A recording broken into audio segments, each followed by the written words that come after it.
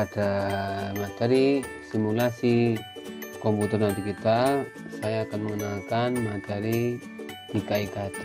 Pada materi ini yaitu 3.11 menjelaskan konsep logika. Yang kedua, menyusun flowchart contoh algoritma sederhana dalam kehidupan sehari-hari.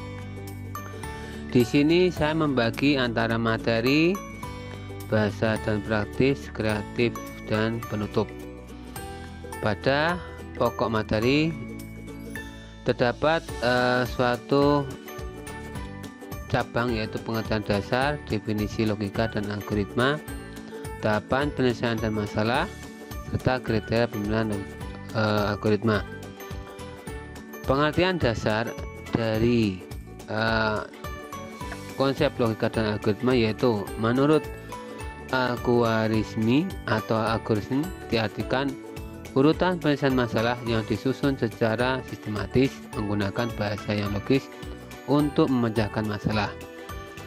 Menurut Rinaldi Munir, algoritma merupakan urutan langkah-langkah logis menyelesaikan masalah yang disusun secara sistematis. Menurut Kamus Besar Bahasa Indonesia, merupakan urutan logis pengambilan keputusan untuk pemecahan masalah. Dan menurut definisi logika algoritma, yaitu logika yang pertama penalaran atau bentuk pemikiran. Yang kedua, untuk memberikan prinsip-prinsip yang harus diikuti agar dapat berpikir valid menurut aturan yang berlaku. Sedangkan algoritma yaitu pertama, langkah-langkah yang ditentukan agar solusi masalah dapat diperoleh. Suatu prosedur yang merupakan urutan langkah-langkah berintegrasi. Yang ketiga, suatu metode khusus yang digunakan untuk menyelesaikan suatu masalah yang nyata. Tahap penyelesaian yaitu diantaranya suatu algoritma yang terbaik harus menghasilkan output yang tepat, guna, efektif dalam waktu yang relatif singkat, dan penggunaan memori yang relatif sedikit, efisien, dengan langkah yang berhingga, dan prosedurnya berakhir dalam keadaan diperoleh solusi atau tidak ada solusinya. Contoh yaitu ada bagian sebelah kanan ini yaitu masalah, ada model, ada algoritma, ada program, ada eksekusi, ada hasil.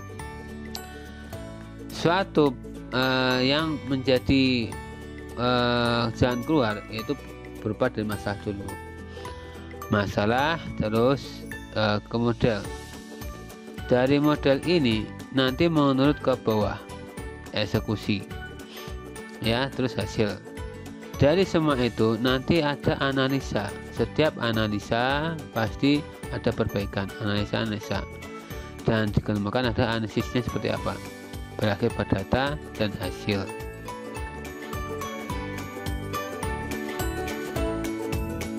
Pada tahap kriteria yaitu kriteria pemilihan algoritma, atau ada output, ada efektivitas dan efisiensi. Jumlah langkahnya berhingga, berakhir atau semi algoritma, dan terstruktur. Oke, demikian materi yang bisa saya sampaikan pada kesempatan ini. Nanti saya minta beberapa dari kalian perhatikan untuk materi yang berikutnya, yaitu bahasa dan praktis. Tahap analisa algoritma. Bagaimana merencanakan suatu algoritma?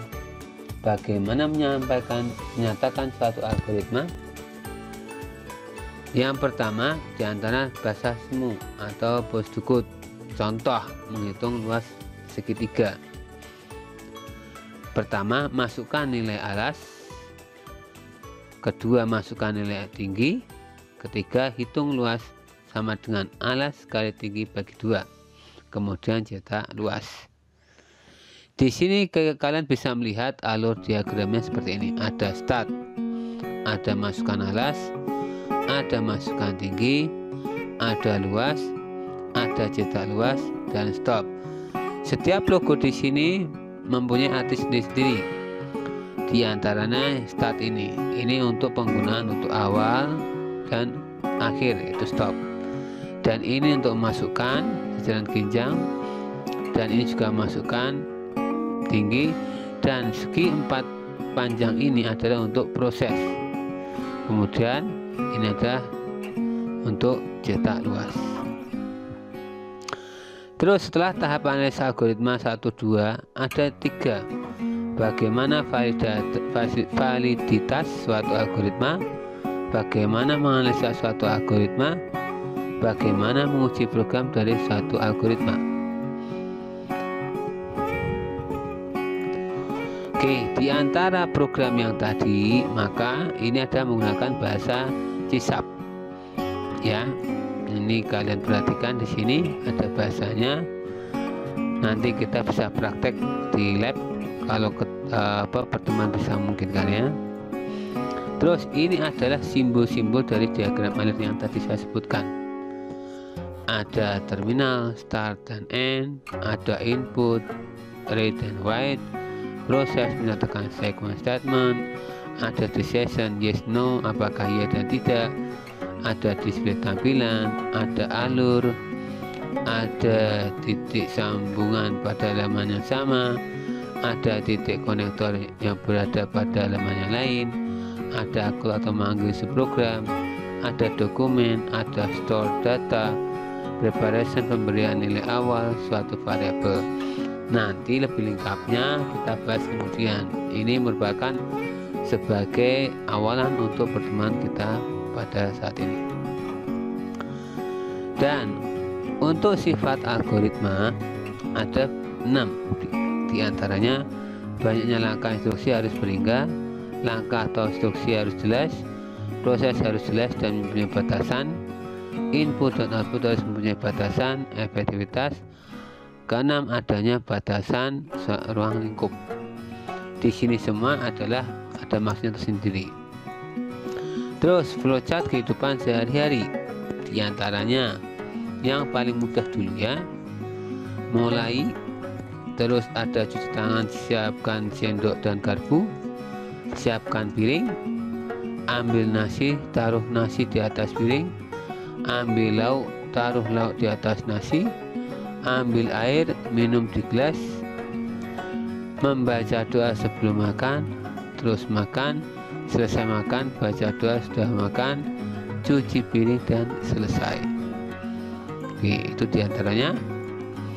Terus pada kesempatan ini saya juga memberi kalian yaitu tentang contoh algoritma menulis program yang sederhana, yaitu menulis surat. Mulai mempersiapkan kertas dan amplop, mempersiapkan alat tulis pena atau pensil, memulai menulis, memasukkan kertas dalam amplop, pergi kantor pos untuk mengirimkan surat tersebut dan selesai. Di antara semua ini yang saya jelaskan tadi, maka saya minta kepada kalian untuk latihan, yaitu buat 2 dari contoh soal di bawah ini. Yang pertama, menggunakan telepon, mengirim SMS, membuat nasi goreng, membuat mie instan. Ini wajib. Kalian bisa milih 1, 2, atau 1, 3, atau 1, 4, atau 2, 3, 2, 4, atau 3 dan 4. Demikian latihan yang kalian harus lakukan. Nanti dikumpulkan ke saya. Nanti untuk instruksi tempat pengumpulan bisa kita lewat Google Classroom. Terima kasih. Assalamualaikum warahmatullahi wabarakatuh.